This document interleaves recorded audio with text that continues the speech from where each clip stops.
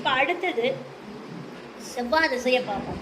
செவ்வாய் திசை ஒரு மனுஷனுக்கு, ஒரு குழந்தைக்கு, ஒரு வயசானவங்களுக்கு, ஒரு நார்மல் ஸ்டேஜில் இருக்கிறவங்களுக்கு யாருக்கு வந்தாலும் செவ்வாய் திசை அவங்களுடைய குணமும் அவர்களுடைய தாற்பயமும் எந்த மாதிரி இருக்கும் அப்படின்னு பார்த்தீங்கன்னா, இந்த செவ்வாய் திசை பொதுவாகவே செவ்வாய் வேகத்துக்கும் வீரியத்துக்கும் அதிபதி செவ்வாய் சொல்லுவாங்க. அப்போ வேகம் அப்படிங்கிறது வேணா எதுலேயுமே அவசரமாக ஒரு விஷயத்தை செய்யறது, அந்த விவேகம் அதிகமாக நான் அதை பண்ணிடுவேன் எதை பண்ணிடுவேன்னு யோசிச்சு வேகமாக ஒரு காரியங்கள் செய்யறதுல செவ்வாய் திசை முதல் இடத்துல போகும். அது மட்டும் இல்லை, வீர தீர செயல்கள், விளையாட்டு சம்மந்தப்பட்ட துறைகளில் சக்ஸஸ் அடிக்கிறதும், அது சம்மந்தப்பட்ட ஆர்வங்கள், ஸ்போர்ட்ஸுக்கு போகிறதா இருக்கட்டும், சும்மா கிரவுண்டில் போய் டென்னிஸ் ஆடலாம் அப்படிங்கிறது எந்த வயசாக இருந்தாலும் இந்த ஆசைகள் எல்லாம் செவ்வாய் திசையில் வரும். ஒருவேளை செவ்வாய்ங்கிற கிரகம் ஜாதகத்தில் பாதிச்சிருந்ததுன்னா, ஆல்ரெடி ஸ்போர்ட்ஸில் இருந்தாலும் கூட அப்போ அது சம்மந்தப்பட்ட காயங்கள், இரத்த காயங்களோ, அது சம்மந்தப்பட்ட எலும்பு சம்மந்தப்பட்ட ப்ராப்ளங்களோ வருவதற்கான வாய்ப்பு இருக்கும்.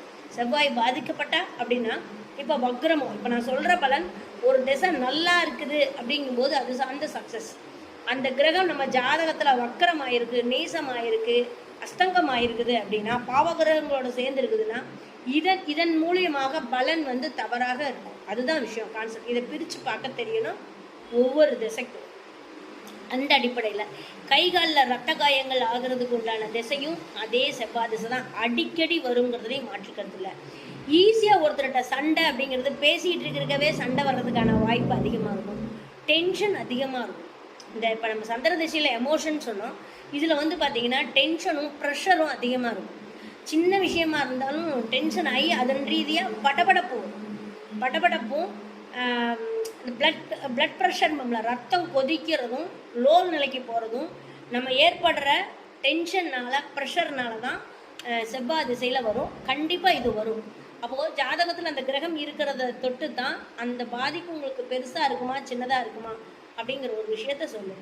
என்ன இருந்தாலும் செவ்வாய் திசை நடப்பவர்கள் தன்னுடைய உடல் நிலை மேல் ரொம்ப அக்கறை செலுத்தணும். ஏன்னா உடல்நிலையை ஒரு தட்டாமல் போகாது. ஏன்னா செவ்வாய் தான் ஒரு மனிதன் வாழ்வதற்கு, ரத்தம் தான் மூல ஆதாரம். ரத்தம் சுண்டி போச்சுனாலும், ரத்தம் உறைஞ்சி போச்சுனாலும் இது டெட் பாடி தான். அதனால செவ்வாய் திசை நடப்பவர்கள் தன்னுடைய நலனின் மேல் ரொம்ப அக்கறை இருக்கணும். அது மட்டும் இல்லை, பூமி சேர்க்க இருக்கும், வீடு வாசல் சொத்து சுகங்கள் கட்டுவதற்கான வாய்ப்பு, கட்டுமான பணிகள் சம்பந்தமான வாய்ப்பு இருக்கும். அது மட்டும் இல்லை, விபத்து கண்டங்களும் அவமானங்களும் ஏற்பட வாய்ப்பு செவ்வாய் திசைக்கு உண்டுங்க. நன்றிங்க.